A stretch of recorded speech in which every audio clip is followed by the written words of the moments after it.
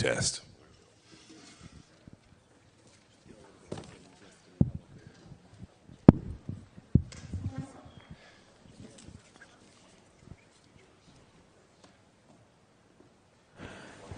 Thanks.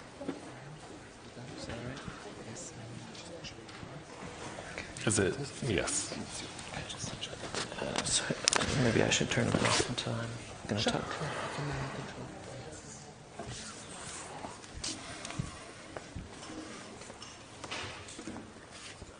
Do you need this, Richard? No. Okay, good evening.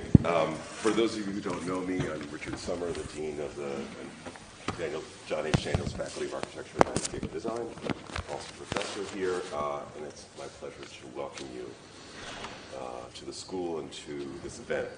Before we get started, I want to do what has become our a kind of regular practice here in engaging our land acknowledgement, and that is to acknowledge the land on which the University of Toronto operates.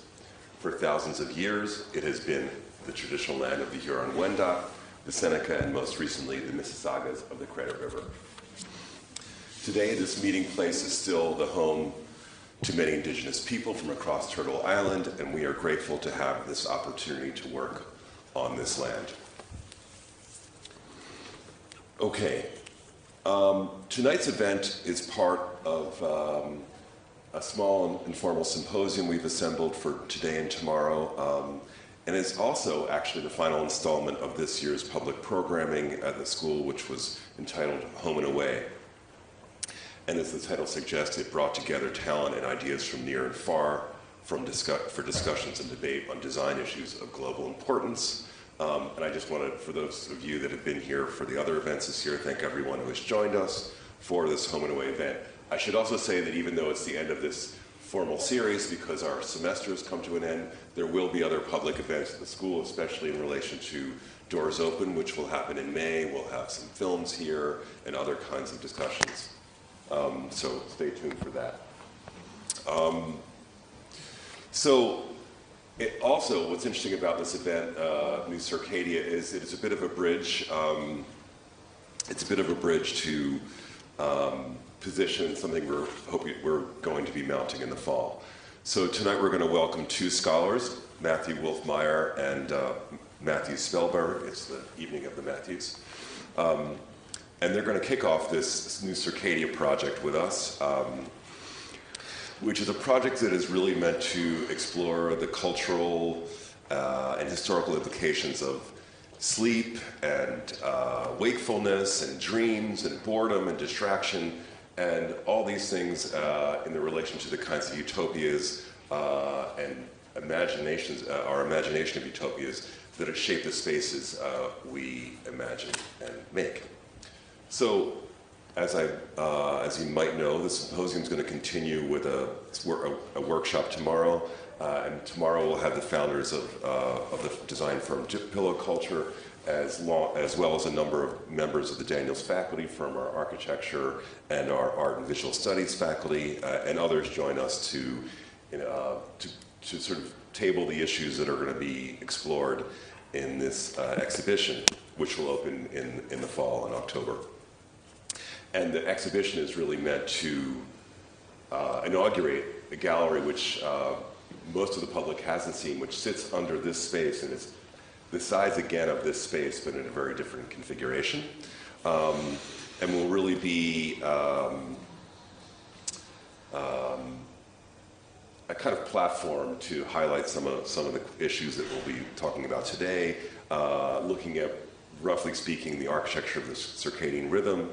And we're going to recreate a cave-like condition, and because the condition downstairs has almost a grotto-like character, and make this an experimental stage. So stay tuned for that. The title is itself something that we made up. New Circadia alludes to those other new spaces like New Harmony and others that were used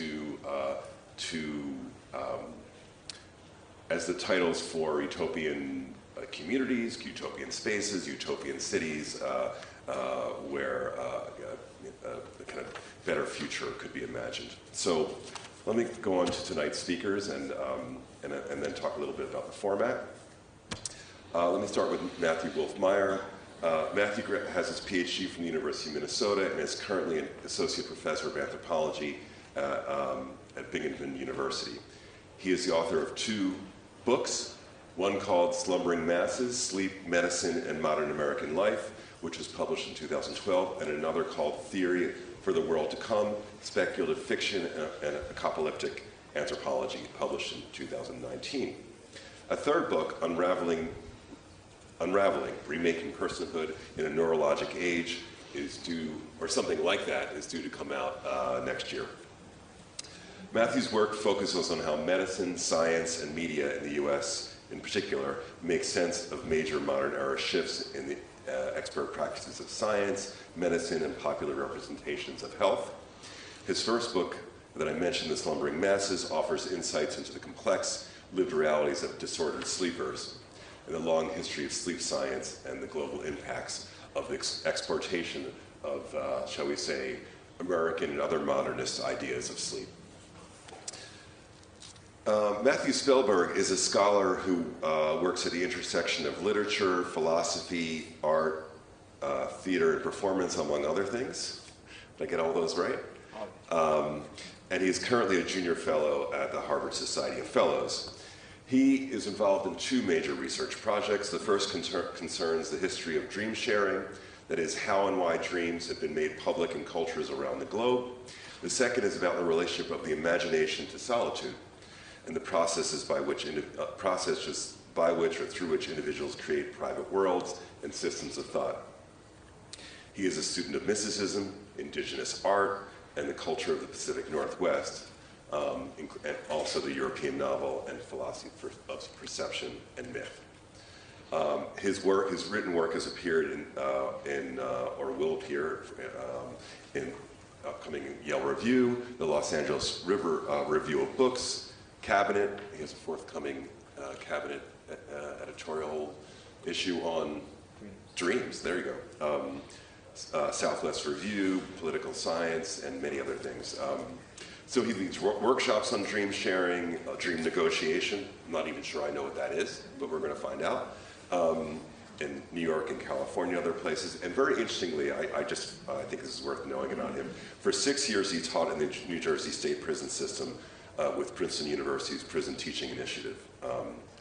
And he is currently the co-chair of the Native Cultures of the Americas Seminar at Harvard University. So they bring very diverse interests together around this subject. Let me say a little quick note about tonight's format. Matthew Wolf-Meyer is going to begin. He will, for about 15-20 minutes, and then Matthew Spellberg will come after, and then I'm going to moderate maybe a discussion between the 2 of them. I'll ask some questions, and we'll take some questions from the audience. So pretty simple format. We'll see how that goes. And with that, I want to thank our speakers before we even start and hand it over to Matthew Wolf-Meyer. Thank you. Wait, you can hear me. Okay, right? So thank you, Richard, and thanks to Colin and Nene for all of the administrative work that they've done in getting me here. Where do we begin? So I have one enormous caveat, which is that this is all based on a book that I published in 2012. So if any of you have read it more recently than I have, you can answer audience questions later on. But Richard assured me that I could just kind of talk about some of the high points and how they sort of fit into the thematic concerns. So so that's the book. I feel a little weird sitting underneath it. But if you don't want to read it, that's the kind of Cliff Note list of its arguments. And the key throughout it is thinking about the role of the individual in the rise of sleep science and sleep medicine and its relationship to industrial capitalism in the United States. And I'll talk about that a bit more. I'm not going to talk about all of this stuff, but the important things, and I think the other Matthew will talk about this a little bit, in some fashion is that the third one up there, that sleep medicine and science depend on the sort of evacuation of subjective experience. So it's not about dreaming, right? It's about medical symptoms that can be recognized and treated with pharmaceuticals or surgery in some cases. In that over the course of the 19th century, what happens is this move away from kind of social models of thinking about sleep towards individual sleep. That individual sleep is tied to the kind of machinery of industrial capitalism in the United States and elsewhere. And the big shift some of you might be familiar with is this move away from what's sometimes referred to as biphasic sleep towards consolidated sleep. So the story goes that prior to industrialization, people were sleeping in 2 or more periods throughout a 24-hour period. It makes sense. There's not a lot of electric light or zero electric light. People go to sleep when the sun goes down. They wake up after a few hours. They take care of themselves, their family, their household. They go back to sleep for a few more hours. They wake up around dawn. They work through their day. Maybe they take a nap. There's variations there, right? But with the rise of the factory as the workplace for most people in the industrial North, many agrarian and tradespeople move into these factory settings. They move from having work days that are more flexible to work days that are structured by factory owners' interests in using as much available free light as they possibly can, and so they work basically from dawn until dusk, right? Rather than taking a nap in the middle of the day, it means that at the end of the day they're exhausted, they consolidate their sleep. And so what happens over the course of the 19th century is this increasing interest in insomnia as a complaint. So it was something that used to just be something that wealthy people complained about, and eventually it becomes something that's sort of endemic to the working population. And various treatments, like alcohol, get wrapped up into it. And so what happens over the course of the 19th century is that, sleep consolidates alongside the consolidation of the workday. The school day consolidates in order to take care of kids while parents are working. Family time consolidates. All of this stuff kind of gets built around the consolidation of sleep, right? That when you have consolidated nightly sleep, it means that the day becomes consolidated too. And there are problems associated with it, which I'll talk about in a minute. So that fifth point, right, that a lot of times people think that we're entering into this 24-hour society, and people have been making that claim for a really long time, and it keeps not actually arriving. And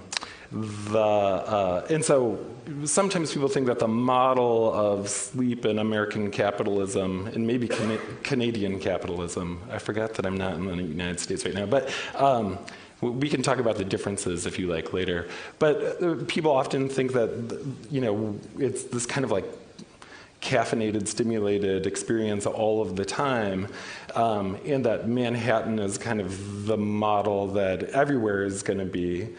And then the last time I was in Manhattan at 10 o'clock on a Monday night, I couldn't find anywhere to eat. And it's like, this is not a 24-hour society in the way that people imagine it's going to be. And so the argument that I make is that narcolepsy is actually the model of American capitalism these days. And narcoleptics are people who experience sleepiness throughout the 24-hour period. They take drugs in order to stay awake, and they also take drugs in order to help them sleep at night.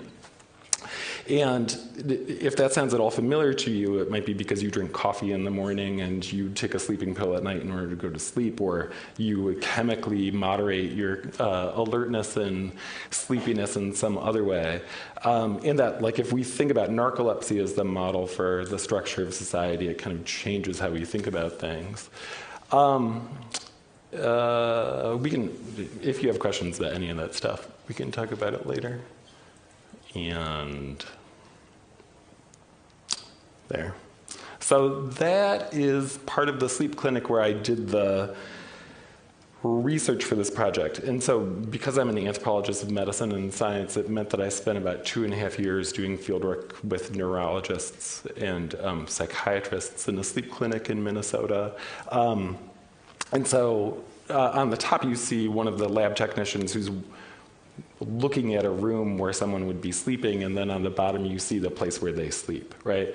And the important thing about it is that the observation of sleepers is always about individual sleepers, right?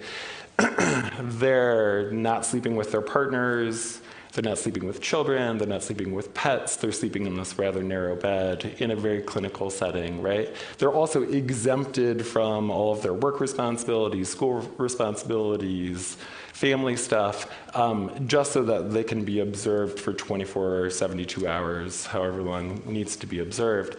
And what I want to point to is that the idea that we sleep alone individually in that way is really a mistake, right? That if we think about how sleep happens, it's always in relationship to other people and schedules and the expectations that other people have of us, right? And that we're shaping our sleep in order to meet those social obligations in various ways. And that the rise of sleep disorders as a problem is really a response to the obligations that we have to manage our sleep and to regulate it in ways that are normal for the people that depend on us and that we're obligated to. So I'm going to tell you about a couple sleep experiments really quickly. So one of the people that I follow in the book is a fellow by the name of Nathaniel Kleitman, who is a professor at the University of Chicago from the 20s through the 1950s. And one of his most famous experiments is this one in Mammoth Cave in Kentucky. So you can see the exterior of the cave down there. That's a modern picture, but I assure you it hasn't changed very much over the last 100 years. But for about 2 months, he and a graduate student, adventurous and unfortunate graduate student, lived in that cave. And the idea was that they would monitor their sleep in the absence of any kind of environmental cues, right? So there's no sunlight, there's no city sounds from south side of Chicago, there's also no spouses, there's no children, there's no work, there's nothing, right? And they wanted to find out what would happen to their sleep schedules if they were totally disconnected from any exterior influences, right? And what happens is they start to drift, or what's sometimes referred to as free running, in that their sleep starts to advance throughout a 24-hour period. So if they would go to sleep at 9 o'clock one night, they'd go to sleep at 10 o'clock the next night, and so on and so forth, right? The problem with the experiment, in my mind, is that it's radically unsocial, right? That they cut out all of the influences that actually determine how people sleep. But also, the sneaky thing is that Kleitman disallows napping in the cave, right? So they're always staying awake until nighttime, and then they go to sleep at that point, right? If they wake up in the middle of the night, they stay up until they're exhausted, and then they have another consolidated period of sleep. And so the problem is that he doesn't actually model what could happen if you allowed for all different kinds of sleep possibilities. He just models for what happens when you have consolidated sleep as the normal basis of what sleep should look like. That carries through into a set of recommendations that he makes to the US Navy in the 1950s, where he tries to come up with a way to manage how sailors sleep on submarines. What the problem was that sailors would sleep for 8 hours, and then they would get off their shift, and they were expected to immediately go to sleep. But instead of going to sleep, they would eat a meal and hang out with friends. And part of the problem is that they were sleeping in bunks, not those bunks, but bunks similar to those bunks, which are a really social space, right? And so people are constantly being interrupted. Nobody's getting the amount of sleep that they need because they're supposed to wake up after the 8-hour shift and start another 8-hour shift of being on duty.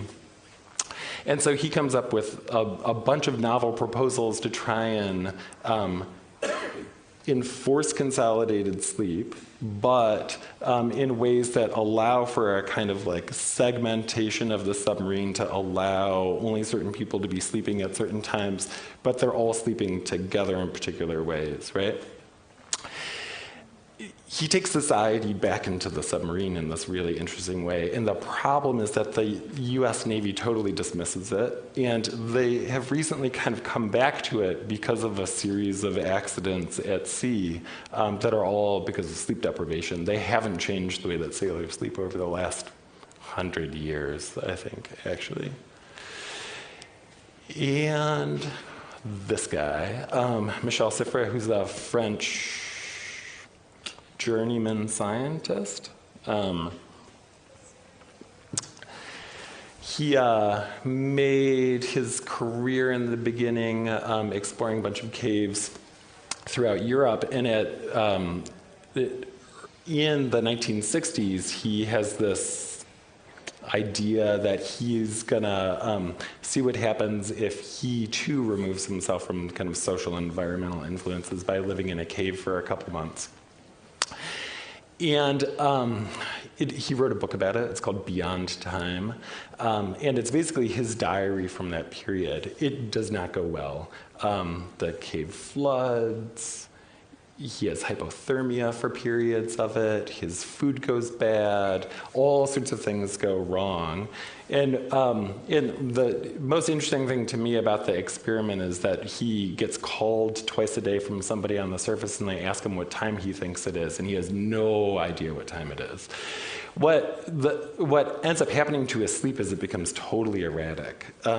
He seems to be chronically depressed, which makes perfect sense if you're living in a cave for a couple months and it's flooding all the time. But he emerges and basically thinks that he's discovered what sleep would be like if you had kind of removed society. Like, he thinks that he's discovered what natural sleep is, right? And totally ignores the fact that there are all of these environmental influences that are making his sleep kind of abnormal. In the 1970s, NASA asks him to live in a cave in Texas for 6 months, and he is totally game. Which, I mean, it doesn't flood, so he's got that going for him. But he, like Kleitman, really imagines that sleep happens alone, right? And that, like, by going into a cave, you're going to figure out what the nature of sleep is, right? That somehow going into a cave and experiencing sleep all by yourself is what natural sleep looks like, right? And I think it's just patently not true, right? That, like, when we think about sleep, we're always thinking about sleep in relationship to other people in society. So these are two popular diagrams or graphs or images that get circulated in sleep science. And what they are meant to show is what consolidated sleep looks like, right? So if you look at the top one, the yellow on the bottom, right? And the blue are meant to kind of counteract one another, so that when you go to sleep, which is represented on the top, right, that the sleep helps to diminish your need for sleep, right, and promote wakefulness. And so as you curve out towards the end and you wake up, your sleep need starts to increase again throughout the course of the day and go down, right? That it's predicated on the idea that we only sleep in some kind of consolidated way. And so if you expect your sleep to look this way, if you take a nap, it totally gets disrupted, right? So if you take a nap at 2 o'clock in the afternoon, it resets and the arc starts over again, right? And it means that the very architecture of sleep, and I accidentally said that, but it's how it's discussed, would change, right? So part of the problem is that with consolidated sleep as being the kind of normative model that gets used to think about what what pathological sleep looks like, right? It disallows imagining what sleep would look like if it were interrupted by napping in the middle of the day. The one experiment that I don't have pictures of is from a fellow by the name of Thomas Weir, who worked at the National Institutes of Health in the United States, and was a seasonal affective disorder researcher. And for a while in the 1990s, what he does is he has a lab where a bunch of people would go about their everyday lives. They go to work, and then they come sleep in the lab at night. And what he wanted to do is model what happens when you have seasonal affective disorder, so that they didn't get regular doses of sunlight, right? They would work until 4 or 5, right? Go into the lab, and then they wouldn't have sunlight throughout a period. And what he ended up discovering was basically biphasic sleep. So people would go to sleep rather early. They'd wake up in the middle of the night. They'd be awake for a while. They'd go back to sleep, and then they'd wake up for their workday, right? And it's a shared lab, so people were sleeping around other people. He kind of inadvertently discovers like biphasic social sleep in a laboratory setting, right? And he, unfortunately, his work has been picked up by people like Roger Ekrich, who's a historian who wrote about biphasic sleep, but Ware has never actually kind of like owned it. And unfortunately, because it wasn't what they were following, they never modeled what sleep looked like when people were sleeping in those unconsolidated ways. So that is most of what I have to tell you about. And I can talk about any of the stuff in more detail if you want. The important thing that I just want to come back to is that, like, when we think about sleep, we want to always think about, we're compelled in some sense to think about sleep as our own, right? That sleep is a problem that we have as individuals, and that in order to fix whatever those problems are, there's some medical intervention out there that is going to fix it for us, right? And where I try and end that book is by thinking about, if we really want to fix sleep, what we need to do is fix the social structure that compels us to only have one model of sleep, right? So it's about thinking about flex time and other kinds of scheduling that allow for different kinds of possibilities, so that people aren't necessarily tied to this anchor of consolidated sleep, but that we can have different kinds of sleep, but it means that we need to have different kinds of institutions in order to facilitate those kinds of sleep. Can I be done for now? Yeah, for now. All right. Then I'm done for now.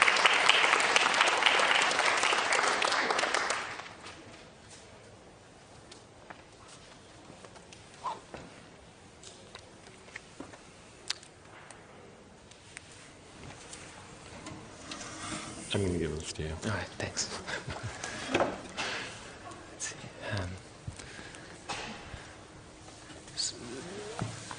So let me just say, while the presentation is coming up, that I am just delighted to be here. Can you all hear me? Yeah. Okay. Great. I'm just delighted to be here at the inception of the new Circadia. Thank you so much, Richard, for the invitation. Thank you also to Nini Broad and to Colin Gibson for setting everything up. I'm always happy to be in Canada. I'm happy here to be at the University of Toronto on the traditional territories shared by the Huron-Wendat, the Seneca, the Mississauga. I'm also always delighted to be in the company of architects and designers. I myself come from literature and philosophy, but every now and then I get to hang out with people who help shape the built world, which is an amazing thing.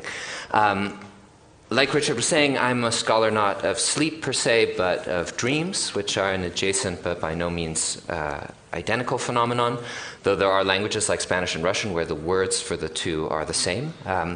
You may have noticed from Richard's introductory remarks that my interests are kind of eclectic and I seem to move from discipline to discipline, but the flip side of that is that actually I've been working on just one thing, that's to say dreams, for many years, and The problem has been that dreams seem to slip between different disciplines, and so I've been chasing them down since I began doing academic work about 10 years ago. My remarks today are going to focus on the felt experience of dreaming, what it is that characterizes our affective experience of being in a dream, and furthermore, what perceptions and sensations in the waking world might be said to closely resemble that dream state, and even perhaps induce something like it. In other words, I'm going to talk tonight about the relationship between dreaming and what you might call in waking life the dreamlike, and then I'm going to say a few words about certain environments, both man-made and otherwise, that have historically been seen as continuous with the dream world. So I'm going to start these remarks, and they're going to be a little bit speculative, but I hope that they'll provide some fodder for discussion. I'm going to start with a remark that the philosopher Ludwig Wittgenstein made to his student Rush Rhys in 1943. He said to Rush Rhys, "There seems to be something in dream images that has a certain resemblance to the signs of a language, as a series of marks on paper or on sand might have. There might be no mark which we recognize as a conventional sign in any alphabet we know, and yet we might have a strong feeling that they must be a language of some sort, that they mean something." So here, Wittgenstein, as he's talking to his student, is responding to a very old idea, common to cultures all over the world, that dreams must mean something, and yet what they mean is obscure or hidden. Freud explained this by way of his claim that dreams are full of meanings that we hide from ourselves, and that's why those meanings are obscure. Wittgenstein's account of this situation is a little bit different. He suggests that dreams represent a state of mind in which there isn't a clear meaning, there's only meaningfulness. So in dreams, at least this is how I understand Wittgenstein to be thinking, the feeling of significance attaches itself to perceptions, but offers no reason why. It doesn't tell you what the significance is, only that there's a feeling of significance. Wittgenstein's remarks on dreams are also, I think, in an indirect but very essential way, remarks on the nature of human knowing more broadly. And here his analogy to marks on the sand function not only as a metaphor, but as an additional example of what he's trying to describe, this kind of form of human knowing. And that thing he's describing you might call alphabetness. So he says, like marks in the sand that are part of an alphabet, but not any alphabet that you can recognize. You might call this alphabetness distinct from and prior to any particular alphabet or other system of signs, whether it's Latin or kanji or semaphore or heraldry. Alphabet is the feeling that something must have meaning, even though you don't know what the meaning is exactly. Alphabetness is that kind of shiver of recognition that you get when you have the sense that something is being said to you somewhere by someone, but you don't know what. And it's a kind of call to devote your faculties, to narrow your attention so that you can begin to discern what the meaning that this meaningfulness is trying to convey might be. I think Wittgenstein was right to say that this ache for meaningfulness is particularly acute in and particularly representative of the world of dreams. But it exists in waking life too. For instance, it's manifest in our perceptions of certain natural forms, as in the arrangement of rocks or the patterns of moles on the skin, or as Wittgenstein himself observes in marks on the sand. And I'm going to see if we can... that seemed to have gone all the way to the end here. But think how great it would have been if I had said marks on the sand, and ta-da, there would have been marks on the sand. Okay. Is there a... can we play the show? Yeah, thanks.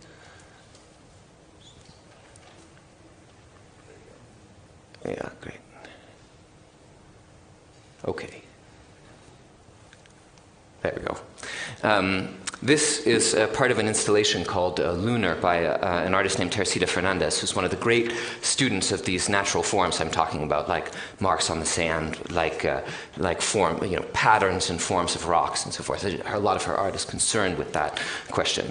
This kind of meaningfulness, I'm going to suggest to you, is particularly triggered by a certain class of experiences that fracture the perceptual field, just the field of vision, into many bits or pieces. Like, for example, when you have a huge field of stars in the night sky, or you have raindrops blanketing the air, or you have a tangle of dense vegetation that's moving in the wind, as, for example, in these very dense adumbrations of pear blossoms from a park outside of Paris. These kinds of experiences, I would suggest to you, do something to the imagination. They send it looking for intentions and patterns of movement. And in fact, we often call perceptions such as this, or experiences such as this, dreamlike. And I would suggest to you that we often do this without quite knowing why. But I would say that what's truly meant by that expression, dreamlike, is an encounter with something like Wittgenstein's sand marks, dream sand. A moment where meaningfulness is there in front of you, but it refuses to settle into any one distinct meaning. Wittgenstein's contemporary, the philosopher Simone Weil, understood this phenomenon to be intimately related to solitude. In one of her notebooks, she writes, "Solitude, where does its value lie? For in solitude we are in the presence of mere matter, even the sky, the stars, the moon, trees in blossom, things of less value, perhaps, than a human spirit. Its value lies in the greater possibility of attention. If we could be attentive to the same degree in the presence of a human being," and then she trails off. But this list of mere matter, the sky, stars, moon, trees, and blossom, is not arbitrary. These are the same natural phenomena that I'm talking about, these dreamlike phenomena, those that have the capacity to arrest perception in the state before the designation of meaning, on the cusp of the imagination, with this intensified attention. Stars, snowstorms, whorls of blossom, cataracts of leaves. Each of these breaks up the perceptual world and draws, as it were, countless potential marks in the sand. On that scrim, the imagination tends to impute meaning. And when I say it imputes meaning, what I really mean to say is that it imputes a kind of aliveness or intentionality to its surroundings. It creates the images or echoes of living beings. And I'm not talking about anything particularly unfamiliar or mystical. I'm talking about things like constellations in the sky. That is to say, we have this dense field of stars, and what have people done over the centuries? They've turned them into figures, forms, usually living beings, heroes, monsters. You have the incredible literary tradition of turning combusting flower petals and vegetations into spirits and sprites, fairies like Peas Blossom and Mustard Seed in Shakespeare's Midsummer Night's Dream. Something like this is encoded also in folklore with that formulaic opening, "It was a dark and stormy night," which is to say, when you've got suddenly rainstorm, when you've got a snowstorm, the tendency is to wait for demons and ghosts to come jumping out of it. This just is another beautiful instance from the work of Teresita Fernandez of the lunar installation I was showing earlier.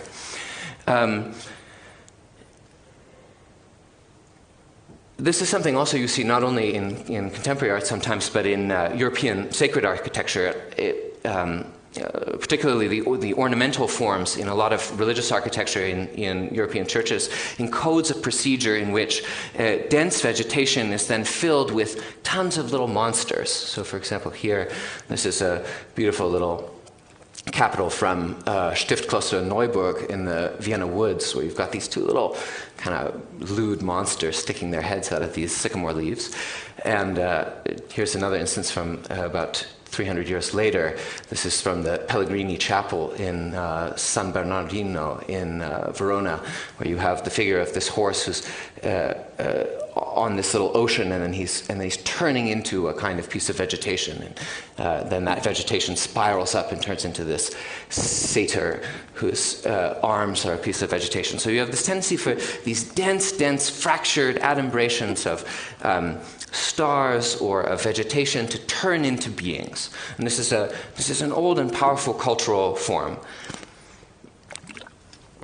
Now, these phenomena, this idea, this perceptual phenomenon that undergirds this kind of artistic practice is sometimes dismissed as a kind of glitch in human perception, almost a pathology, and it gets called pareidolia. And this idea that you start to see like the man in the moon, or living beings where there's not living beings. But it seems to me that it's not just a simple design flaw in the visual cortex. It seems to me that these things are a kind of bridge between the perceptual faculties and the imaginative faculties. They are that Wittgenstein alphabetness expressed in a new vocabulary, one that you might say makes a kind of ethical dimension clear. At its base, what I want to say is that this idea of meaningfulness is a synonym for the feeling that the world is coming alive. It's a state of high attention that we enter into whenever we sense, even dimly, that some living thing is about to emerge from the bare things around us. Now, the irony, as Simone Weil noticed in that quote that I read to you about solitude, is that these experiences are often only possible in solitude, which is to say, the intense contemplation of mere matter makes you feel like you're in the presence of other beings. Anyone who has ever spent the night alone in the forest, and you come to believe that every single rustle in the bushes is a wild animal, will know what I'm talking about, that when you're alone, there is a kind of hyper-awareness about the possibility, the potential for living beings that paradoxically in social life, in the habitual context of social life, tends to be dampened. So the dilemma ends up being something like this. You can be a disciple of this emergent, dreamlike sensitivity to aliveness, but you have to be withdrawn from the social world, as in sleep, as in dreams. Or you can be deep in this human collective, you can be caught up in its whirl of obligations and causes, but dead to this kind of, or withdrawn or attenuated in terms of your relationship to this kind of sentience that our minds see in the marks on the shore or rustles in the bushes. There's reason to believe that there were, and perhaps still are, cultures that deliberately used dreaming and dreamlike experiences to bridge that divide. And I can talk later, if it comes up, about certain initiation rituals in which people were sent for periods of time into the forest or desert in order to have a dream before returning to the community and then narrating this dream experience. Likewise, there's similar reason to believe that certain spaces were designated or designed to make these kinds of actions possible, to slip into a kind of dreamlike state and then to slip back out, to explore safely this highly meaningful, this form of meaningfulness without losing sight of social life. What I want to talk about just briefly in the time that I have left is what did these spaces look like? So I'm going to suggest to you that two classic ones that you see over and over again are the forest and the cave, as models for spaces in waking life that look like or induce or seem continuous with dreamlike experiences. There's long been this very powerful intuition that dreams and forests and caves have something in common with dreams. And I'm going to suggest to you that the main thing they have in common is nothing particularly recondite or unexpected, but what they have in common is the isolation in which they are experienced. Let's say, just as we dream enclosed by the envelope of sleep, so when in the forest or the cave, we're closed off or we're separated from a village, a town, a family, a community.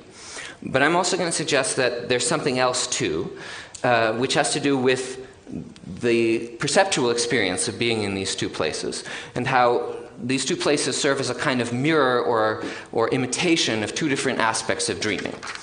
And that this has to do with two different possibilities for blurring the boundary between perception and imagination, which I take to be one very key thing about dreaming, right? That what your mind is generating is what you are seeing, and not that you're seeing one thing and imagining or thinking about something else at the same time, but you're fully experiencing as a perceptual reality what it is that your mind is generating. So I have only time for a few brief examples.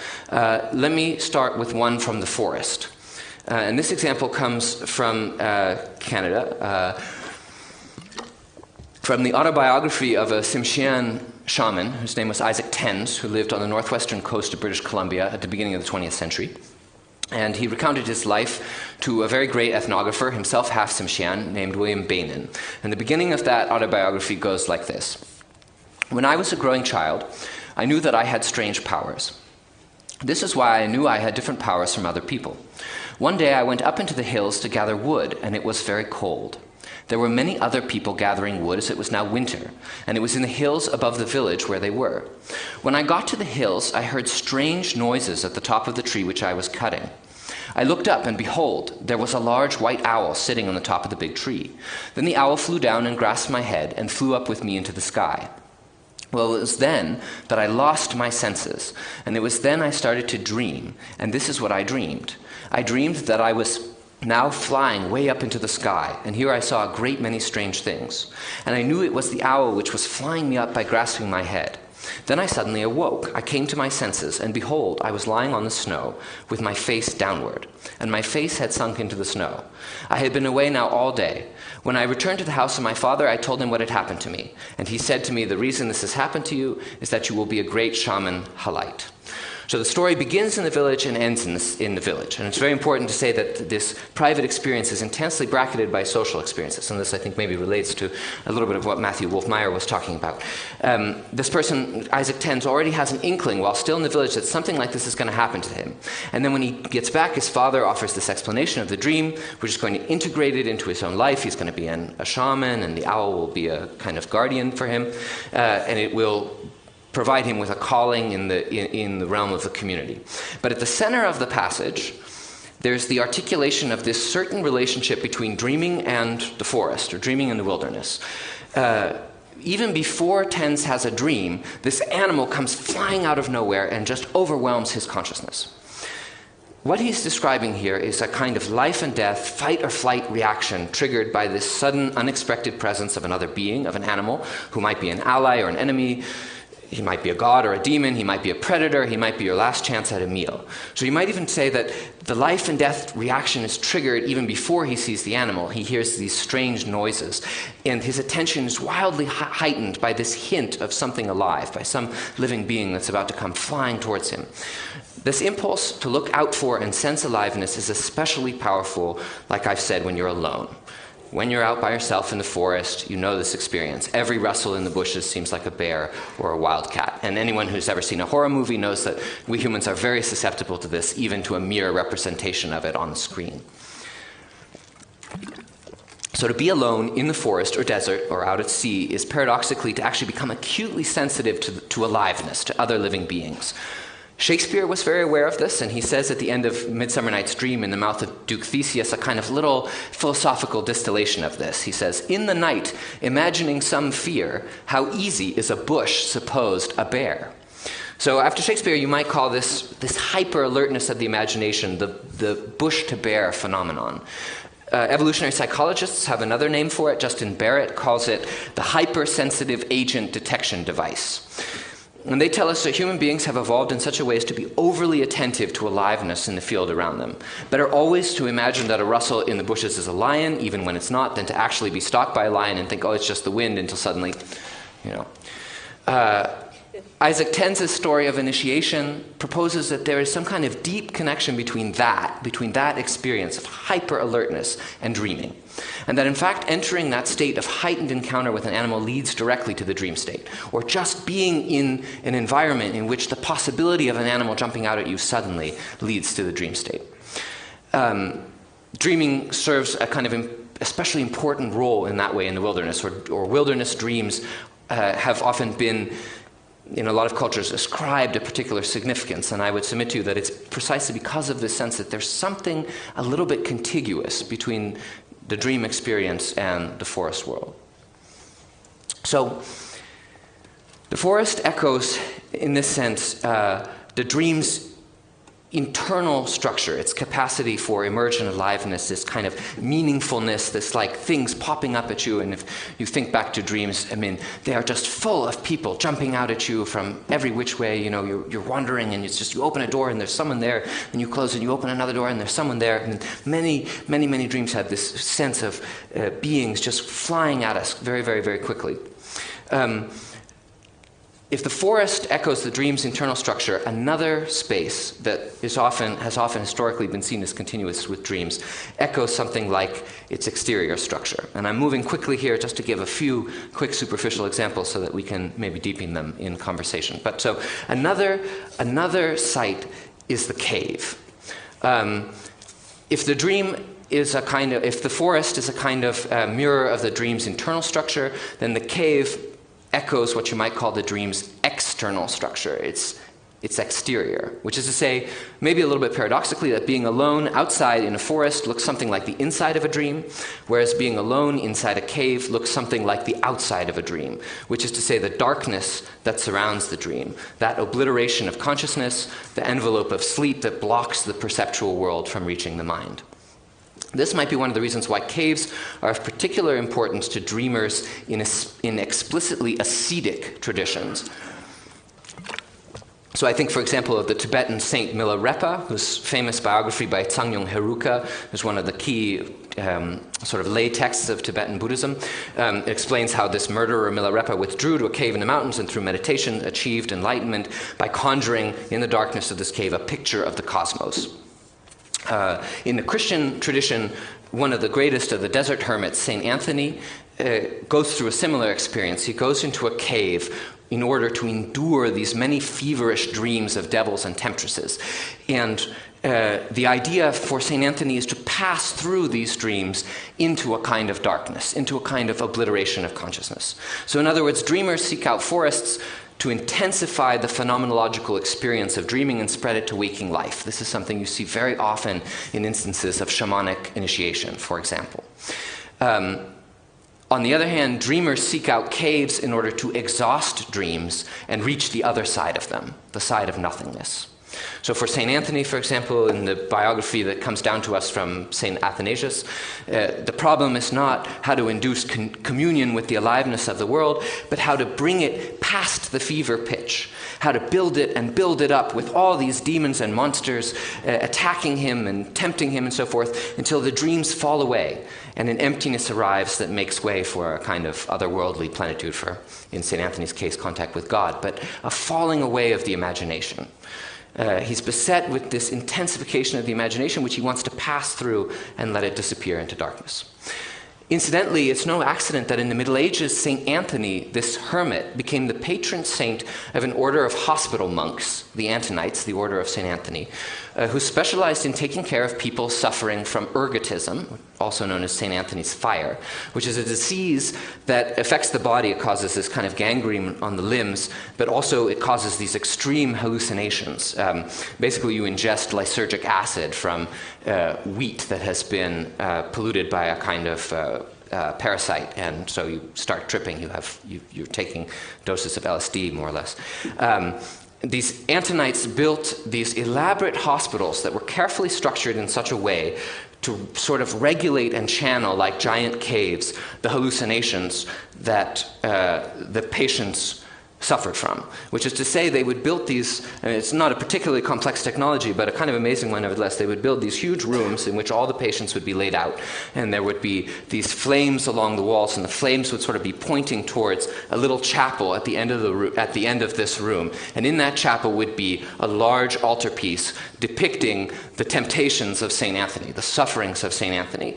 And it was as if these sufferings, the wisdom here was not, oh, we want to soothe these people and, help them imagine, pretty flowers or something like that. It was like, if these people are going to be suffering from extreme pain and these extreme hallucinations, we want to give them some corporeal reality that they can hold fast to, so that the dream seems to them something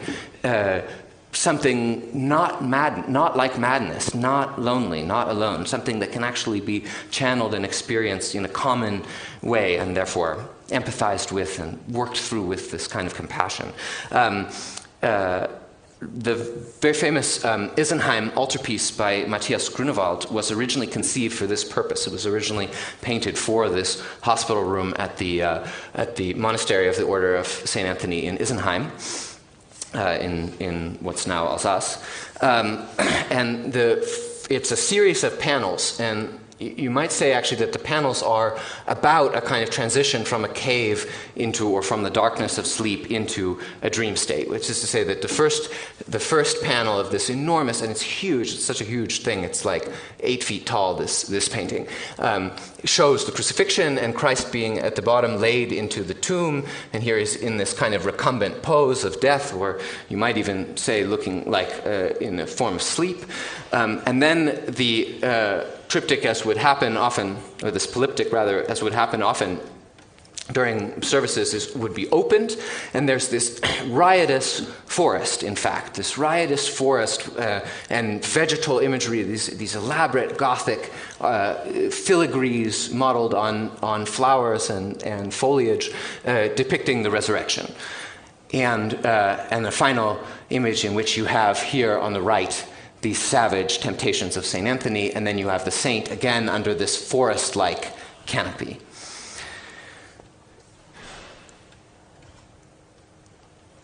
Yet, another great dreamer, saw caves and forests as limit cases for the world-creating project of dreaming. This dreamer, who is quite far away in time from these examples, but shares something with them, is Marcel Proust. Here's just a few lines from the beginning of his great novel, which starts, In Search of Lost Time, starts with the main character falling asleep and slipping into a dream state. He writes just a couple pages into his enormous 3,000-page novel, "When I awoke at midnight, not knowing where I was, I could not be sure at first who I was. I had only the most rudimentary sense of existence, such as may lurk and flicker in the depths of an animal's consciousness.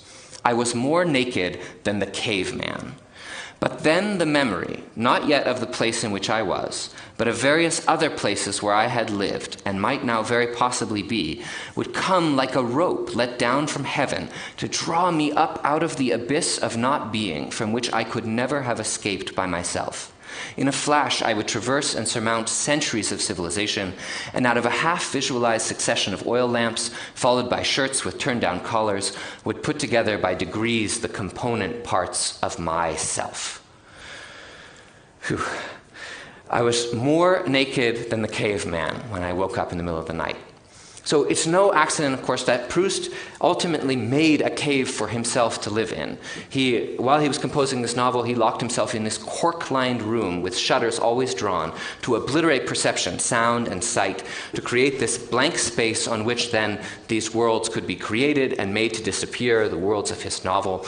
You can start at the beginning of history. You're a Cro-Magnon, you're a caveman, you're in this darkness, and you build back up to the 20th century with its oil lamps and its wing-tipped collars. Incidentally, these rich, lavish, descriptive worlds that Marcel Proust describes are deeply, deeply, deeply based on vegetation. So if you've read the novel, you know that page after page, moment after moment, metaphor after metaphor, Proust is always invoking these tangles of ivy, lilacs, hawthorn bushes, pear trees, and flowers, which are the armature of the childhood that he spent in the countryside and that became this kind of Eden in his mind. So by way of a conclusion, to sort of wrap up these remarks on forests, caves, and dreams, I want to say something just a little bit more abstract. I want to say to you that there's something like a dominant modern Western paradigm concerning dreaming. And I always want to qualify those words because there's lots of dissenters to this paradigm both in the West and in modernity, including Proust, but nevertheless, there is a paradigm that's really deeply influenced how many of us think about dreaming and how dreaming gets talked about in universities and in scientific contexts and in literary contexts. And that paradigm looks like this. It's got two parts. First, the dreams are radically private. Only the dreamer ever sees his dream, and he can barely explain it to others who get bored by his explanation very quickly, right? There's nothing more boring than other people's dreams, so we're told. And second, that the only way to get around this problem of the radical privacy and weirdness and boringness and idiosyncrasy of dreaming is to treat dreams as texts, as language that needs to be interpreted. So the dream is private, and it's basically a language needing decipherment. Whether that language is wish fulfillment, as Freud would say, or whether it's about memory consolidation, as a lot of neuroscientists would say, the point is we're not living our lives in dreams, we're rather merely reliving them. We're watching films or we're reading books that our minds have prepared for us. But there's another paradigm, one which is present in a lot of cultures outside of the West and also in many thinkers and writers within it, in which the dream is understood to be not a language, but a world. A reality that's continuous with the waking one, with its own laws, inhabitants, actions, experiences, a social world, a world in which choices can be made, adventures undertaken, people changed and hurt or helped, and furthermore that this reality can in fact be somehow shared and entered by other people in waking.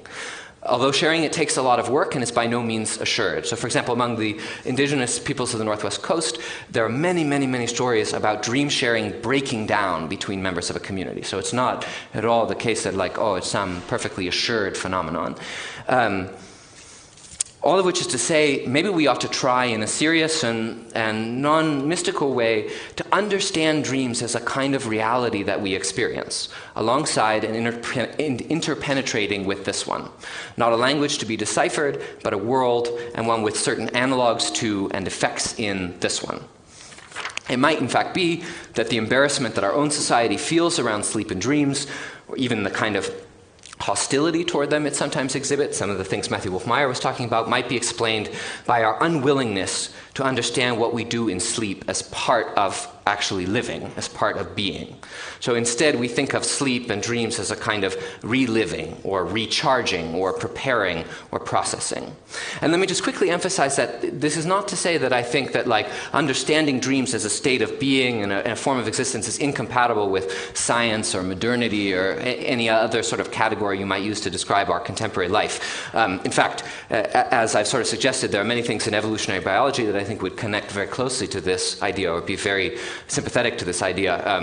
A sleep scientist in the generation just after Nathaniel Kleitman, Michel Jouvet, did this amazing experiment on cats where he removed the part of the brainstem that inhibited motion during sleep. And basically what he saw the cats doing was going through the motions of stalking prey. I mean, they were, sort of dipping back and then jumping forward and then moving back and jumping forward. And so there is actually a lot that we can learn across disciplines from this paradigm. So, last thought to wrap this up. This is a kind of question. If we can actually understand ourselves to be living a life in sleep, then what kind of environment should we build for that life? What would it look like for there to be a waking architecture of dreams? I have a few instances that might point the way, but I'm going to sum up these preparatory remarks by saying that what you might want to do is create a space that alternates between the fracturing and dilating of perception and then the pleasant extinguishing of it, which is to say a building that makes us wait on the possibility of aliveness and then to feel that aliveness has stepped away, or a building that is a forest inside a cavern. That's not as inconceivable or outlandish as you might think. For example, I would suggest to you that Gothic cathedrals do something like this, aspire to this very condition. This is a particularly dramatic and explicit example. This is a side chapel in the Cathedral of the Virgin in the Bavarian city of Ingolstadt, where you have these amazing pieces of late Gothic design from architecture from the early 16th century. You have this very literal profusion of like vegetables, of things with thorns, of branches and trees in this larger vault. And there's a kind of uncanniness about them. Here's another one of the side chapels where you can just see how directly these are meant to imitate branches and leaves and so forth. But there's also something spider-like, insect-like about it, as if it's coming to life.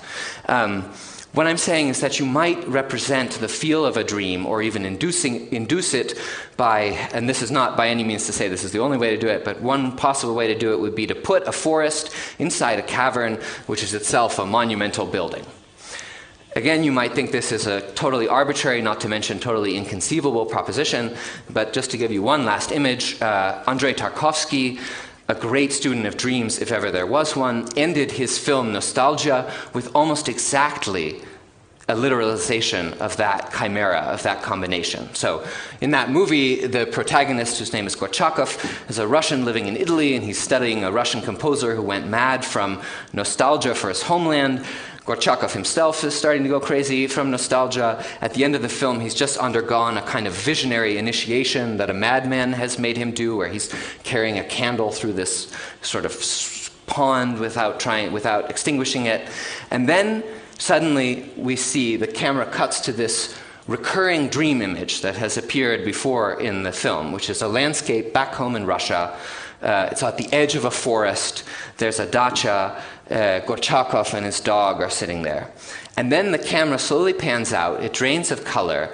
And we get what I think is really one of the most amazing shots in all of cinema, where cinema really does aspire to the condition of a dream. We see that impossibly the forest is enclosed, like in a cavern, within the ruins of an Italian church. Thank you.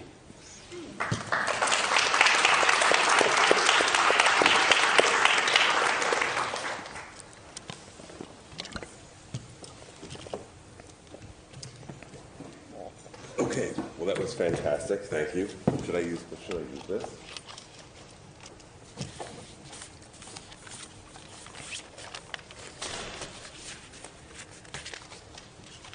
Well, I have to admit there was a period in my life when I watched all of Tarkovsky's films. Wait, Richard, I think you're not on.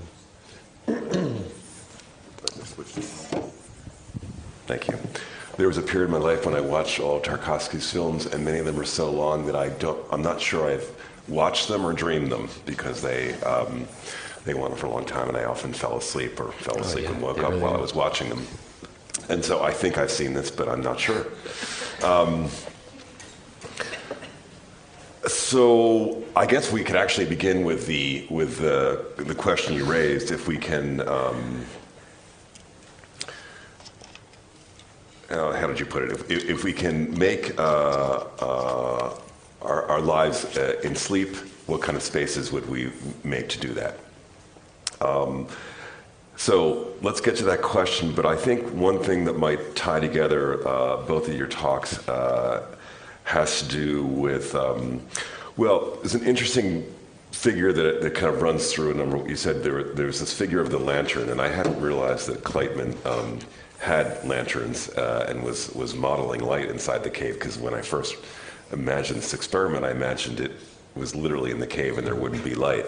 So this brings up a question about modernity, about the role of technology and the role of what we would call nature, or what, because a lot of your examples are from this kind of almost kind of primordial experience of encountering nature, but a lot of our everyday lives have been, let's say, qualified by or mediated by technology, and that's not just since the Industrial Revolution, but certainly that's been accelerated. So let's start there. How do you define what is natural? And I know you've written about this, so that's why. Or the definition of the natural in relation to sleep and dreaming. Sure. So I mean, this is my deep Donna Haraway dive, right? So. So I would really say that there's no sleep outside of technology, right? And that when we think about what human sleep is, it's always been mediated in some sense, right? That when we think about the origins of human society, it's always about dependencies and interactions, and the worlds that we build and live in, right? And that all of those things are necessarily going to mediate our experience of sleep in some way, right? And I mean, the Kleitman has these accounts of all of the problems with the power lines that they have to pull down into Mammoth Cave in order to do the stuff that they want to do, right? And reading all of his notes, it was just kind of confounding, because like he's clearly deeply mediating their experience, and yet is absolutely blind to it, right? And similarly, I think that this position that we fall into, that we think that there is some kind of natural sleep that we can get to, but the nature of sleep is that it's always social, right? And it's always mediated in some sense. And so I mean, architecture originally was that mediation, but things like electricity and electric light and all these other forms of technology took architecture and other things to another level in recent history, right? Yeah. So I mean, Anthony Burgess has this book called "I'm Going to Bed," which is this kind of picture book that I think he put together for his kids about the recent history of bedrooms, basically, right? And what he kind of misses is that, like, going to bed by yourself is a really bourgeois experience. That, like, for the vast majority of people over the course of human history, we've been sleeping with bed partners, with children, with animals, with pests of various sorts, right? In that the bourgeois invention of the bedroom and the solitary bed, and over time the various kinds of mattresses that we've bootstrapped ourselves into desiring as if they're going to provide us with the sleep that we want, right? They miss the fact, right, that like our sleep is always going to be mediated in some way, right? And that, like, now we've bought into this idea that we want certain kinds of mediation of our sleep, whether they're pharmaceutical or chemical or architectural in some sense, right? That's the way to get the right sleep, right? That, like, with the right mattress, we're going to have natural sleep. finally, right? Like the shared bed where you aren't affected by your bed partner when they're rolling around, right? Just have different bedrooms. Just let go of. If they're loud snorers or they move around too much, just move down the hall, right? But even being able to do that, right, is this really bourgeois experience of having separate rooms that people can sleep in, right, rather than having to share a bed. So.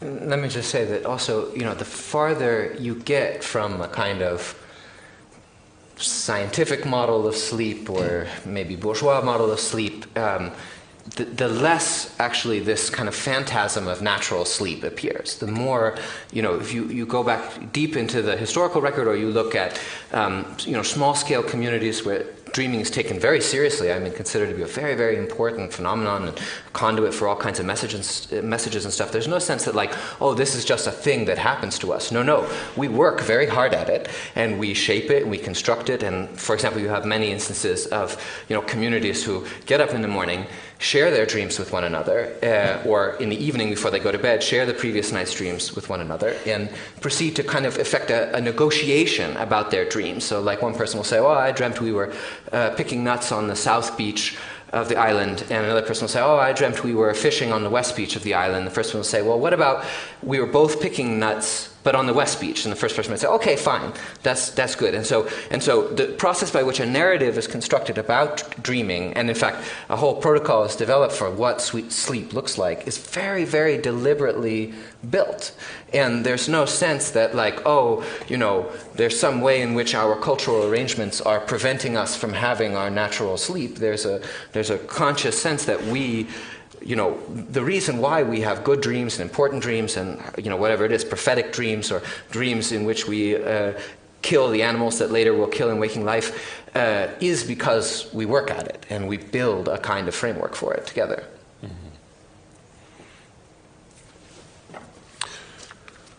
So, it's interesting this proposition of these two spaces of imagination, the forest and the cave, and your question about whether the ways in which architecture can conjure those kinds of spaces. But I wonder, because many of the examples are from spaces of religiosity,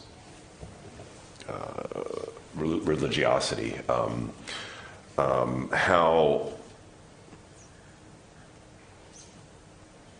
if you could speak, for example, to whether there are, you've spoken a little bit to the shamanistic rituals, whether you have studied or located places where there is a correspondence between those spaces and practices that happen in them.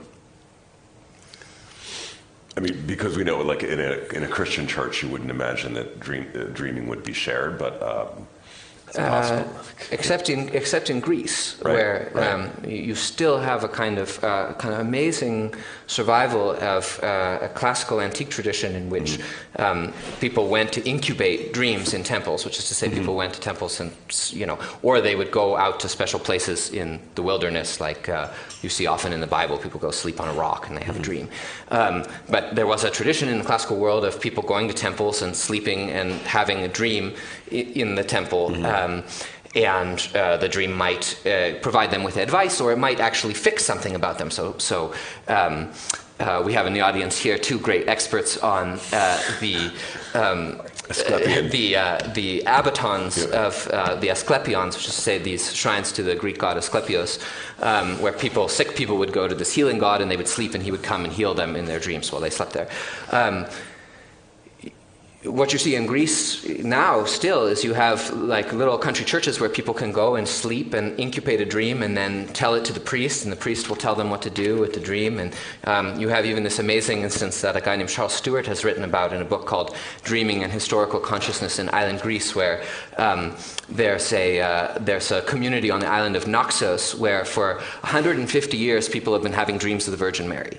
And it started around the time of the Greek Revolution at the beginning of the 19th century, and the Virgin Virgin Mary, the Panahia, appeared and told this farmer that he was going to find an icon of her in the hills at this exact spot, and he should go dig. And he went, and he dug, and the whole village came out, and there was no icon.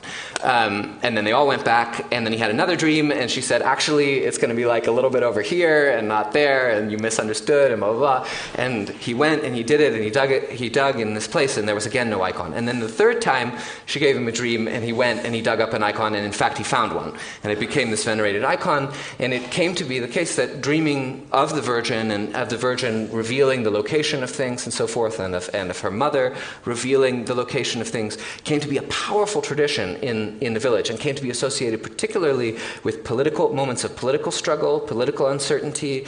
The German occupation in World War II was followed by this huge wave of dreaming in this community. So you see instances in which it gets adopted for non-sacred purposes and can, in fact, these things, we have a sense that if dreams are valued, we must be in the realm of the numinous. But I think, actually, in many cultures that take the dream seriously, and many sort of paradigms where the dream is taken seriously, the sense of, where the numinous is in relation to waking life is not as clear, is not as clearly defined. In fact, it bleeds in ways that are much more pragmatic than we might think. Just one last example that comes to mind comes from classical Greece. There was a dispute in the 330s BC in Athens over who owned a particular mountain just outside of the city. And the question was whether the mountain belonged to the city itself or whether it belonged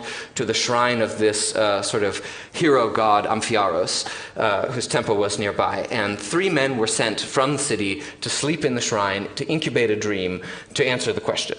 And they came back, and 2 of the men had not had a dream, and one of the men had. And the dream said that the mountain did in fact belong to Amphiaros. And when he said this, a bunch of people who wanted to develop the mountain, basically real estate developers, were like, he's lying. He didn't have he didn't actually have this dream, or he didn't understand his dream. And there was a huge argument in the Agora that's recorded over the veracity of this guy's dream. And the Greeks weren't dumb. They knew that they were arguing over whether we should develop this mountain or not. But they, for various social reasons, they saw it to be a fitting and useful... Sorry? The dream had currency. Yeah, they saw it as a useful vehicle for negotiating these issues. Maybe a way, in fact, to negotiate these issues without actually coming to blows. Right. Yeah. So let's talk a little bit, and then I want to open up to the audience, about this notion of, the slumbering masses, or this issue of collectivity, and...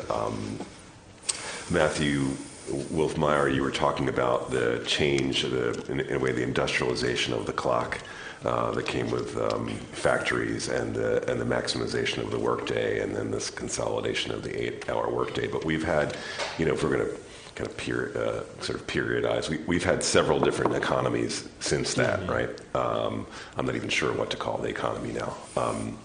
The whole nature of what we call work and the future of work is bound up in how we should be sleeping. And so in some of your writing, we're either working all the time, or in some cases people aren't working very much at all, right? So I guess one of the things you are arguing for is a kind of shall we say, a plurality of approaches to sleep, or the opening up to sleep to a kind of different cultural paradigms. But how do you see that in relation to the larger sort of questions of economy and culture that we're subject to now? Sure. So one of the things I talk about in the book at some length, right, is the agrarian myth of the structure of everyday life, right? Mm-hmm. That when I would talk to parents about why do kids go to school when they go to school, both daily but also the course of the year, right? What they would say is well, it's because of the agrarian nature of our society, right? And that's how school used to be, that kids would, go to school at dawn, and then they would come home and they would have time to help on the farm, and then they would help with the harvest over the summer. And I would say, well, actually the harvest doesn't really happen over the summer. It happens in the fall for the most part. And, and to start to think like, well, maybe there actually isn't an agrarian basis for the way that we structure school. There isn't, right? Like the way that school is organized is based on the organization of the factory, right? And the weird thing is that we've just accepted that legacy as being the natural basis for the way that we organize our institutions, right?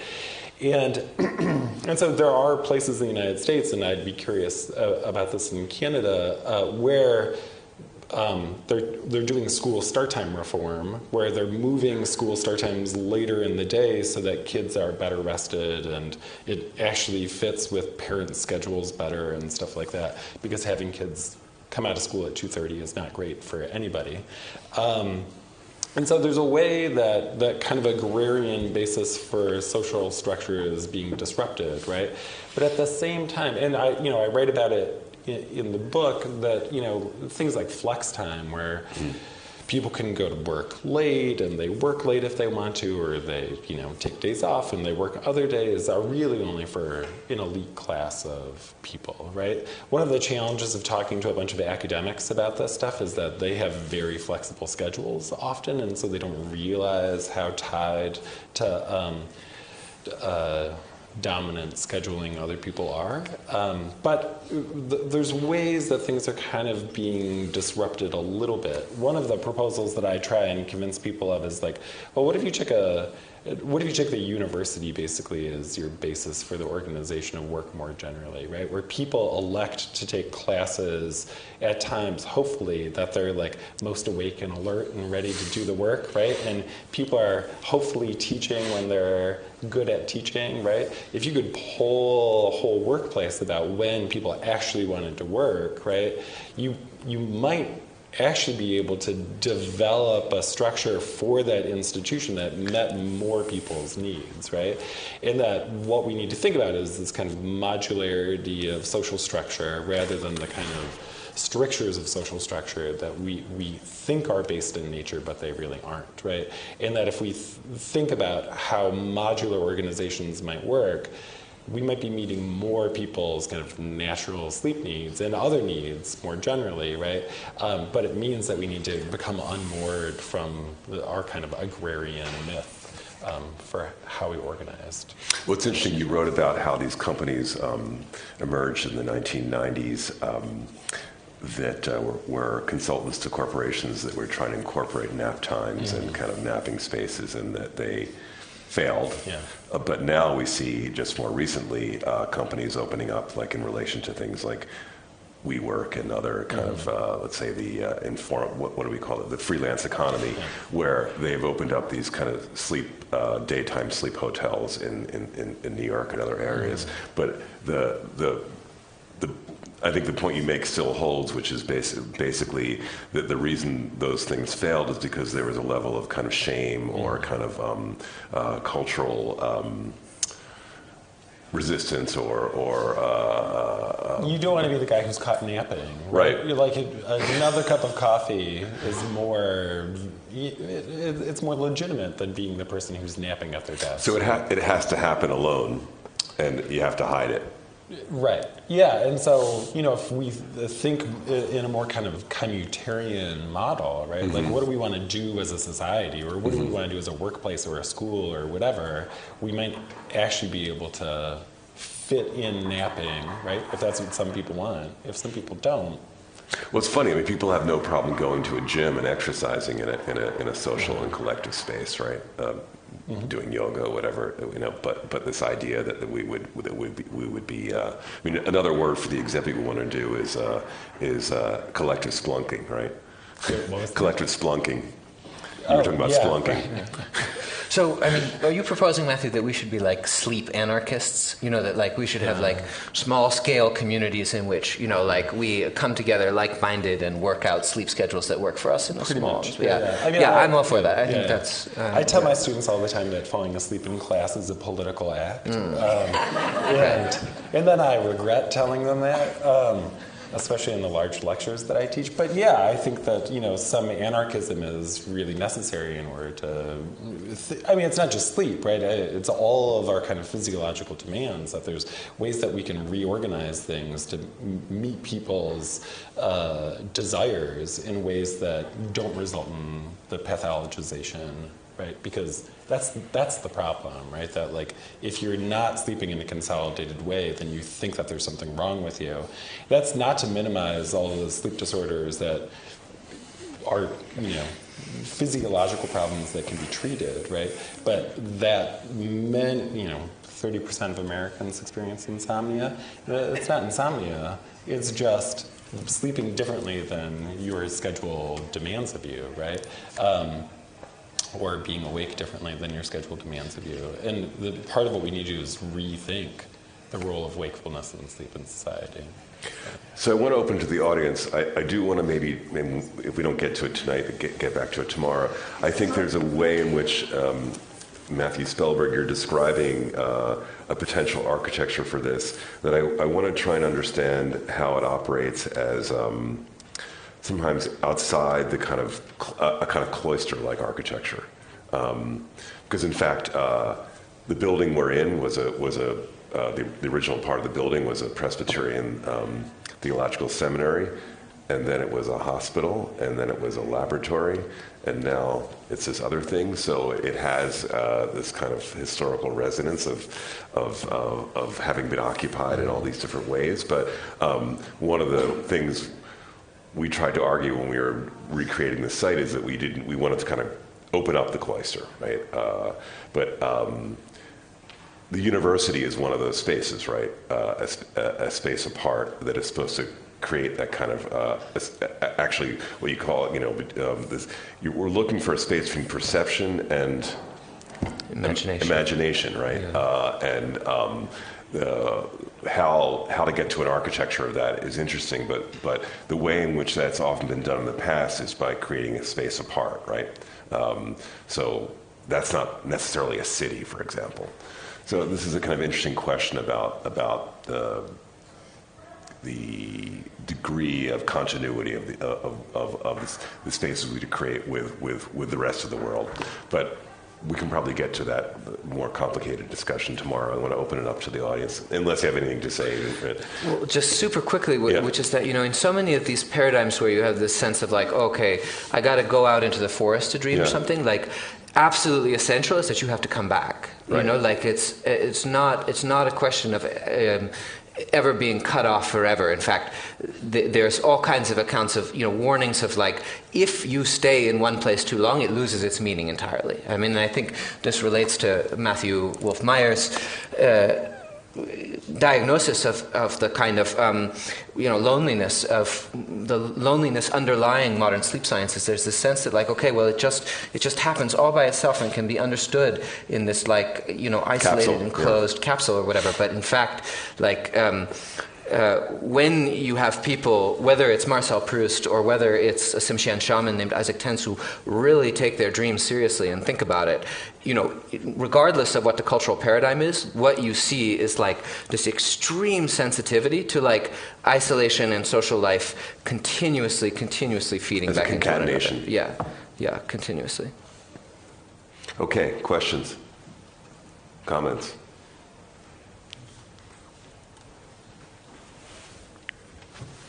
The lighting is really dreams harsh to be here. interpreted. I don't know what your experience of the light is, but my experience is It's intense. Any Hello. Okay. Hello. First of all, thank you for such a stimulating and interesting presentation. I had a question for any of the people that are speaking tonight. Is what is your experience with sleep, and do you have experience with sleep disorder, and what prompted you into this pursuit of research? I'm asking more from a personal, experiential reference. Is what is your experience with sleep? I joke that I'm not a medical doctor, but I play one sometimes. So if you want to talk about your sleep, I'm happy to do that. I'm an invertebrate insomniac, right? That like I'm awake in the middle of the night all of the time, and for a while in college, I worked third shift, and it worked really well for me for the most part. Doesn't work well for everybody. But it was accidentally therapeutic. Writing that book was like, oh, there's actually, this is not a problem, right? It's a problem in the way that I'm thinking about it. And so sometimes I have those interactions with people where it's like, actually, there's a reason why you sleep the way that you do. It's totally okay. The problem is society. And we just have to reorganize society, and then your sleep will be just fine. And no complaints. But, I became interested in dreams because I read a book about them, which is always a dangerous thing to do, and just became absolutely absorbed in it. And the book, I guess, what was interesting about the book was that, until I had read that book, which was by a 19th century Frenchman whose name was Léon Hervé de Saint-Denis, was that, like, all the accounts of dreams I'd ever heard were sort of interpretive accounts, that dreams mean X, that you dream of this and it means you hate your mother or whatever. And this guy, his whole thing was just describing these elaborate, vivid dream experiences that he'd had, and he was a kind of lucid dreamer, and he would sort of investigate the world of his dreams, which is to say he was conscious of the fact that he was dreaming while he was dreaming, and he would be like, he would become conscious, he'd be like, I know I'm dreaming, I'm going to go investigate the nature of leaves in my dream, and he would go and like look for a tree, and he would pull the leaf down, and he would study it, and he would wake up and write it down, and he was an aristocrat, so he had a lot of spare time, so he would like paint his dreams in watercolors and things like that. And so he was just immensely into the kind of visual world or sensorial world of the dreams, and it blew me away with its beauty and intensity, and I thought, this must happen to me too, but I have no sort of real engagement with it. And so I began keeping track of my own dreams and starting to kind of follow the threads of the history of people who had become involved in dreams and fallen into it too. But I'm not a great sleeper. I wish I were a better one. Or I wish society were better. Yeah. Well, it's not your problem. Yeah. Let me say that one of the motivations for this project is not particularly just personal, but those of you who know the field of architecture, and to some degree, this happens also in the field of art. Architecture has a nocturnal, a culture of all-nighters. It's related to the French Beaux-Arts. The charrette cart would come around and people would work until it arrived. And so people stay up all night working. And what that means is if you deprive yourself of sleep that way, or you get into a kind of state, a creative state, you then have to recoup sleep. And so at different points in my life, when I was a teenager and I wasn't studying architecture, I was really into alternative music, and I would set my alarm clock and get up in the middle of the night and listen to underground radio. And that didn't work with my high school schedule, but I did it anyway. And then when I was an architecture student, I would experiment with my sleep, where I'd stay up later and later, and then I'd talk about essentially turning over sleep, where you'd stay up all night before you had to finish a project, and then I would start over again to a regular cycle. So the problem with becoming an adult and becoming well, it worked as a professor. I had flexibility, and I love to sleep. I actually associate getting a lot of sleep and being well rested with having a really good memory and a certain ability to maintain one's intelligence. But as I've gotten older and I had children and I had to become an administrator and get up for meetings early in the morning, I have suffered. Yeah. Kids will do it too. I have suffered. Yeah. I could not experiment with my sleep the way I did when I was younger. Yeah. And I don't get to catch up as much. But I don't know if I'll be sleeping downstairs next year, but I might. Yes, I guess the fundamental reason for sleep is to get rested. I guess there's a lot of argument about why, what the physiology, how the brain works when it's in a sleep state isn't fully understood. But my understanding is that dreams are crucial to getting this rested state that sleep provides. So my experience with dreams is that they seem to mediate an emotional experience that occurred during the day.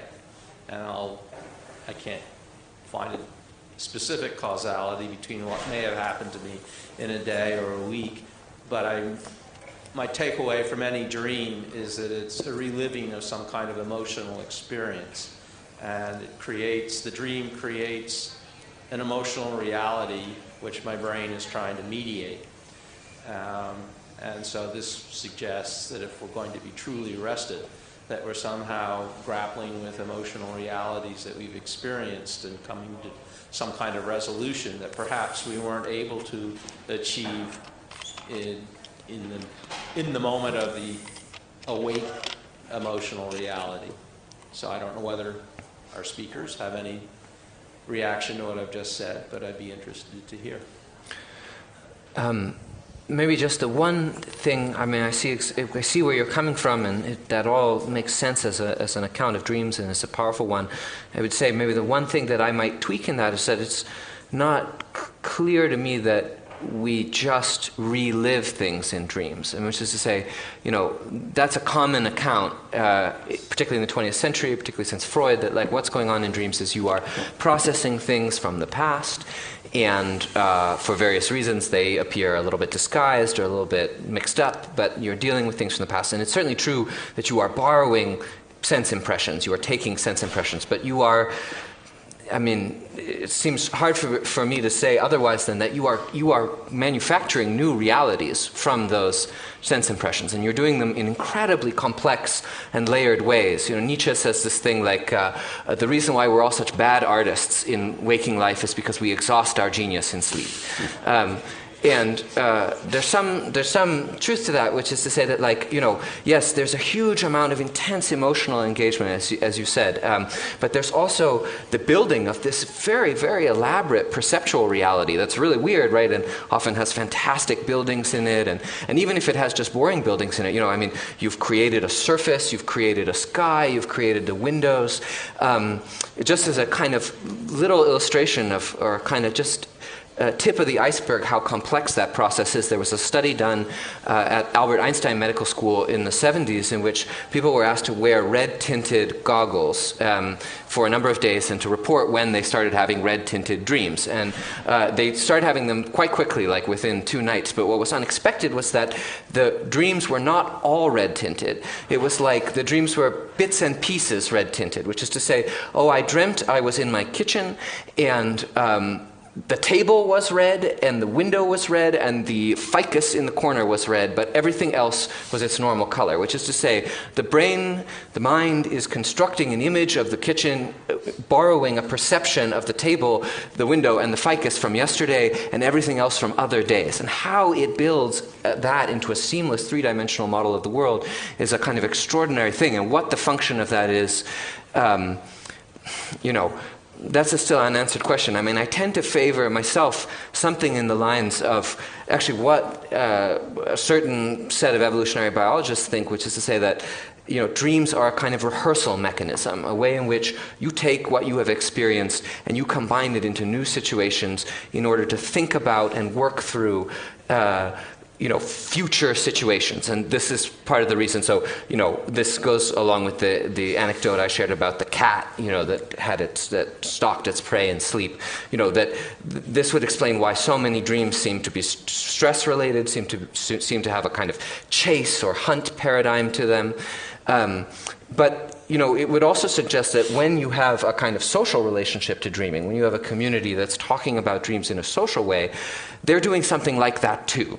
Which is to say, like, social communication about dreams and, talking about dreams and preparing dreams and making narratives about dreams that then influence your dreams has to do, among other things, with helping a society tweak and examine and look at its possibilities, its possible visions of the world, its ideology, its the set of possible decisions that members of that community might make. So I tend to think actually that, just to distill this, that although obviously dreams are pulling from memory, and I have a lot of respect for like the psychoanalytic tradition and many other traditions that are interested in dreams as memories, I think they are more future directed than at present many of us give credit for.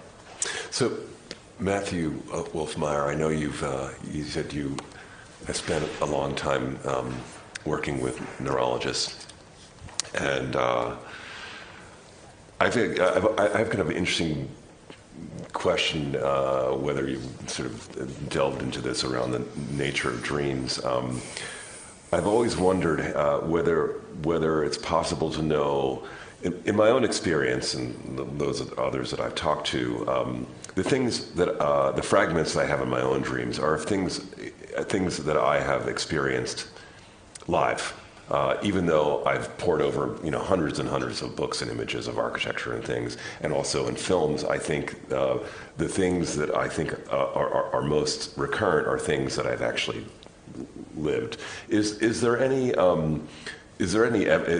there any studies of the way in which, let's say, media, two-dimensional media, and so much of our lives being lived on screens, how much that makes its way into our subconsciousness versus what we actually experience in what digital people call the meat world? Right. I think about it now. I mean, I followed this. Does that make sense? The question, yeah. That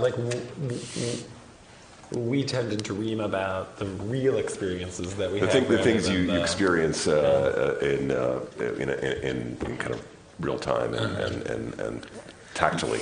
Yeah. So the neurologist I worked with basically dismissed dreams whole hog, right? Like when patients would start talking about dreams, they'd be like, please don't. Because they really saw it as inconsequential to the kind of work that they were doing, right? There was one psychiatrist in that clinic who was trained in the 1970s and was deeply influenced by Freudian psychoanalysis. And he was the one person who wanted to talk about dreams with patients, right? But in a way that was totally disconnected from whatever, he was interested in their dreams, separately interested in whatever their sleep problems were, right? But, and so for a while I was reading the 20th century science of sleep and dreaming, and that one of the challenges, I'm working towards this answer, what you see in that history is that like people keep trying to figure out what the function of dreaming is, right? And then they just throw it out because ultimately whatever explanation they come up with is kind of insufficient, or it becomes discredited, or whatever the case may be. You have all these crazy experiments like the rose-tinted glasses, but like people being woken up in the middle of the dream after they've been exposed to some kind of stimulus to see whether or not they've recorded that stimulus in their dream, right? So like loud noise, a smell, like a sound, like music or something like that. Did you dream about that song, right? And generally the answer was no, right? That like they might have woken up because of a large sound, but the barrier that people erect in their sleeping brains usually it serves as a filter, right? Rather than this kind of direct analog to whatever the thing is. And so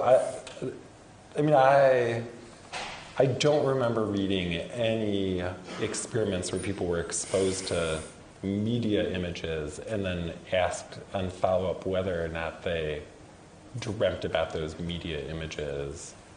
But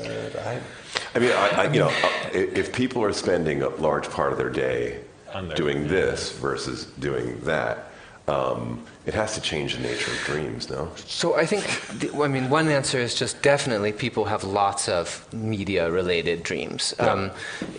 Studies that have, in the like 50s and 60s, right, there was a big push to sort of create these quantitative ways of cataloging dreams and the phenomena in dreams. And so the most famous one is the Hall and Van de Castle system. But like there's all these things where it's like you score the dreams, like how many people, how many places, is it like a home-like place, is it a work-like place, all kinds of things like this. Is it a film-like image, is it a not film-like image? So there's a lot of that, but it's just, but these things are, as Matthew Wolf-Meyer pointed out, like extremely inadequate, and people have come to realize that they're very inadequate. And part of the problem is we assume that with a dream, it's like, it's like stimulus in, stimulus out, Right. And that goes a little bit back to what I was saying about like dreams. I don't think are just reliving; they are actually living, and that's part of why it makes it really hard. It's like if you were running an experiment and the parameters of the experiment was just like someone's entire life. Which, whatever, you're an anthropologist, so that's what you do. But if you were going to do it in a laboratory setting, right, you couldn't. I mean, and that's like, we're talking about that level of complexity. And so, like, media dreams. I mean, just anecdotally, I have dreams sometimes where characters from a TV show I watch come to life, where they interact with people from my waking life. I have a dream sometimes in which my waking life and the people in it fall into the kind of plot of a film that I've seen, I mean, so how do we do? Is that a media dream or not a media dream? Because we're talking about living characters, but we're talking about the structure from a narrative. Just one more instance, and I promise I'll stop talking about my own dreams, but I had a dream once in which I was a commercial, but not like a person in a commercial, like I was the images flickering on the screen. It was an extraordinary, I mean, really trippy experience. I felt like I didn't have a body, I just was like a light emission. But, so the number of variables is extraordinary, and I think in the end we have to step back and say, look, these are hugely richly structured, like, cultural worlds, essentially. And, like, the problem is that we have stopped seeing them as contiguous with the waking cultural world. Yeah, I think so one of the things that the kind of anticipatory aspect of dreaming, right? So, presumably nobody has actually shown up in a classroom in just their underwear, right? The idea, well, hopefully, you planned. I don't know where you went to school, but actually, and so one of the idea with the anticipatory model in dreaming, right, is like you have these stress dreams to kind of work through the situation that might arise, right? That like maybe you will show up to school one day in just your underwear or something like that, right? And I think that what you're getting at, right, is that when we think about the ways that dreams are experienced and shaped, right, is always going to be in response to the context in which those dreams occur, right? And so, I live with an 8-year-old. He hasn't had that dream yet. But one day he will be exposed to the narrative about that kind of dreaming, totally. And I assume that he will start having those dreams, right? And that the social shaping of dreams through cultural systems of value, right, help actually create what the content of those dreams are, right? That the narratives, just like any kind of narrative, right? That like narrative is necessarily a response to the social expectations about what kind of narratives are valued and meaningful and what people want to hear, right? That doesn't mean that dreams are exciting necessarily, right? But that they're scripted in some sense. And we think of, some people will think of the idea of like, being able to influence your dreams as a kind of like woo idea or something, but actually it's a very concrete phenomenon, and actually one that's attested in the empirical literature too. Like there's a great study that was done a few years ago by a guy named Barry Krakow, where he asked survivors of trauma who were having recurrent nightmares to just do the simple exercise of writing a different ending to their dreams every single day, and the dreams changed. The dreams, overwhelming, huge success rate in terms of basically ridding people of these nightmares. But the thing that you see often in what you might call, in a sort of broad strokes, indigenous dreaming is this idea that like, we do these things and they bring us good dreams, and then, or we prepare in this way, or we go out into the forest and it brings us good dreams, and then those dreams help us, guide us to do things. But if you have a society in which like people are seriously talking about, thinking about,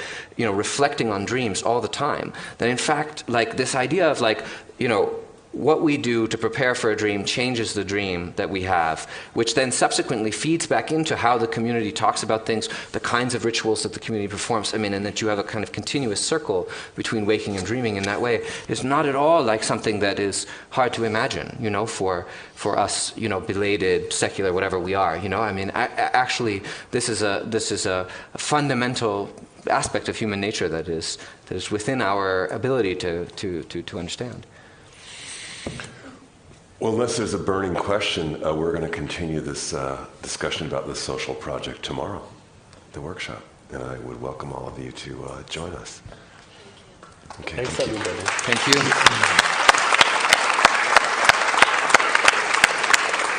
Thank you especially to our guests for joining us in Toronto this evening.